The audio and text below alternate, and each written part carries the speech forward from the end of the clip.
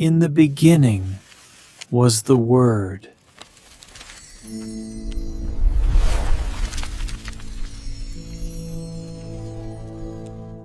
혹시 요즘 마음 둘 곳이 없어서 불안하고 좀 허전하다 이런 생각 드신 적 없으세요?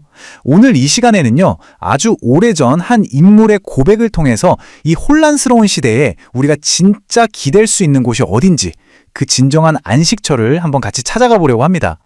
자, 지금 우리가 사는 시대를 한번 보세요. 서기 2026년. 설교자 목사님의 말씀처럼 아마 인류 역사상 지금처럼 풍요로운 시대는 없었을 거예요. 기술은 정말 눈부시게 발전했죠. 겉으로만 보면 뭐 하나 부족한 게 없는, 모든 게 넘쳐나는 것처럼 보입니다. 그런데 참 이상하죠. 역설적이게도 우리 사회를 관통하는 가장 큰 키워드가 바로 텅 빈 마음, 그리고 불안이래요. 이렇게 모든 게 넘쳐나는데 우리는 왜 길을 잃은 사람처럼 이렇게 헤매고 있는 걸까요? 전문가들이 이런 말을 하더라고요. 인간에게는요, 반드시 정서적 안식처라는 게 필요하다고요. 이게 뭐냐면 아이가 엄마 품에 안길 때 모든 게 괜찮아지는 것처럼 우리 영혼이 언제든지 돌아가서 편히 쉴 수 있는 그런 절대적인 공간을 말하는 거예요. 바로 이 안식처가 흔들릴 때 우리는 존재 자체가 위협받는다고 느끼게 되는 거죠.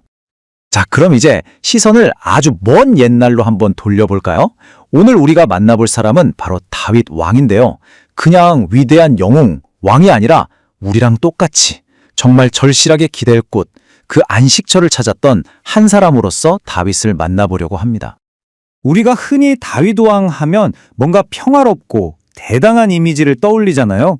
그런데 성경이 보여주는 그의 진짜 삶은요, 그런 이미지와는 거리가 아주 멉니다. 오히려 그의 인생은 끊임없는 위기, 정말 격동의 연속이었어요. 그의 삶이 얼마나 고통스러웠냐면요, 이건 정말 상상을 추월할 정도예요.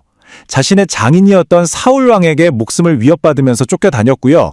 심지어 가장 사랑했던 친아들에게 반역을 당하는 그런 뼈아픈 배신까지 겪었죠. 말 그대로 평생을 죽음의 고비 넘나들면서 도망자처럼 살아야 했던 겁니다. 그런데 그 모든 고난을 다 겪어낸 인생의 마지막에 다윗이 이런 엄청난 고백을 남깁니다. 나의 힘이신 여호와여, 내가 주를 사랑하나이다. 방금 우리가 봤던 그 고통스러운 삶과는 너무나도 대조적이지 않나요? 이게 바로 그의 인생 전체를 관통하는 최종 결론이었던 거죠. 아니, 도대체 어떻게 이런 고백을 할 수가 있었을까요? 그 비밀이 궁금하시죠? 지금부터 설교자 목사님의 설명을 따라서 다윗이 발견했던 그 영원한 피난처의 3가지 기둥이 뭔지 하나씩 자세히 들여다보겠습니다. 자, 진정한 피난처가 되기 위한 첫 번째 조건. 그건 바로 인생의 어떤 폭풍우가 몰아쳐도 절대로 흔들리지 않는 견고한 토대가 되어준다는 겁니다. 절대적인 안정감이죠. 여기서 정말 흥미로운 지점이 하나 있어요. 다윗이 내가 주를 사랑하나이다 라고 고백할 때 쓴 히브리어 단어가 바로 라함이거든요. 근데 이 단어의 뿌리가 어디서 왔는지 아세요? 바로 어머니의 자궁이에요. 생각해보세요. 태아가 엄마 뱃속에서 느끼는 그 완벽하고 절대적인 안전함. 다윗은 바로 그런 종류의 사랑을 하나님께 고백한 겁니다. 정말 놀랍죠? 목사님께서 이걸 아주 멋진 비유로 설명해 주셨어요. 우리가 보통 의지하는 것들 있잖아요. 돈, 건강, 명예, 심지어 인간관계까지도. 이런 것들은 파도 한 번 치면 그냥 무너져버리는 모래성 같다는 거예요. 하지만 하나님은 그 어떤 파도에도 끄떡없는 영원한 반석이 되어주신다는 거죠. 여러분의 인생은 어디에 세워져 있나요? 자, 2번째 기둥으로 넘어가 볼게요. 그건 바로 우리의 가장 작은 신음소리 하나까지도 놓치지 않고 귀 기울여 주시는 세밀한 위로자라는 겁니다. 다윗은 자신의 고통을 사망의 줄이 나를 꽁꽁 얽었다고 표현할 만큼 정말 처절한 고통 속에 있었어요. 그리고 바로 그 깊고 어두운 절망의 한가운데서 하나님께 부르짖었더니 하나님이 자신의 목소리를 들으셨다고 고백하는 겁니다. 이게 정말 놀라운 개념 아니에요? 생각해보세요. 이 온 우주를 만드신 창조주께서 한낱 인간의 그 작은 속삭임 하나를 그냥 듣는 게 아니라 경청하신다는 거잖아요. 이건 마치 부모가 아픈 자식의 울음소리에 막 가슴이 찢어지듯 우리의 고통에 깊이 공감하고 마음으로 받아주신다는 뜻입니다. 그리고 마지막 3번째 기둥입니다.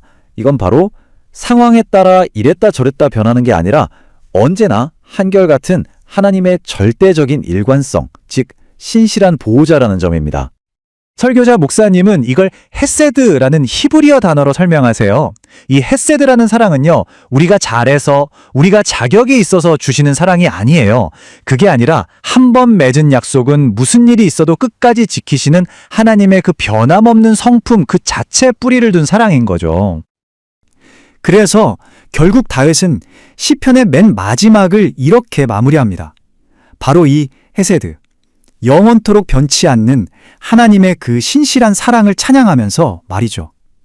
이게 바로 다윗이 기댈 수 있었던 궁극적인 이유였어요. 자, 지금까지 다윗이 발견한 피난처에 대해 알아봤는데요. 그럼 이 놀라운 진리를 도대체 우리 삶에 어떻게 가져와서 적용할 수 있을까요? 여기서 목사님이 제시하신 아주 강력하고 인상적인 비유 하나를 같이 살펴보겠습니다. 바로 수도선부라는 고사성어입니다. 물이 차오르면 배는 저절로 떠오른다. 이런 뜻인데요. 여기에 아주 중요한 진리가 담겨 있어요. 어떤 일은요, 내가 막 낑낑대고 애써서 이루는 게 아니라 나보다 더 큰 힘에 의해서 자연스럽게 들어 올려줄 때 비로소 성취된다는 의미입니다. 이게 바로 설교자께서 전하시는 마지막 핵심 메시지입니다. 한번 상상해 보세요. 우리가 인생이라는 배를 무태에서 혼자 힘으로 막 끌고 가려고 얼마나 애를 씁니까? 그러지 말고 하나님의 은혜라는 강물에 그 배를 띄우라는 겁니다. 그 은혜의 강물이 서서히 차오를 때 우리의 배는 그 모든 장애물 위로 정말 가뿐하게 떠오를 거라는 거죠. 결국 모든 것은 다윗의 이 첫 고백으로 다시 돌아옵니다. 나의 힘이신 여호와여, 내가 주를 사랑하나이다. 여러분, 여러분의 영원한 피난처는 지금 어디에 있습니까? 어쩌면 이 고백이 오늘 바로 여러분의 고백이 되는 그 순간 우리 삶의 진정한 승리는 이미 시작된 것일지도 모릅니다.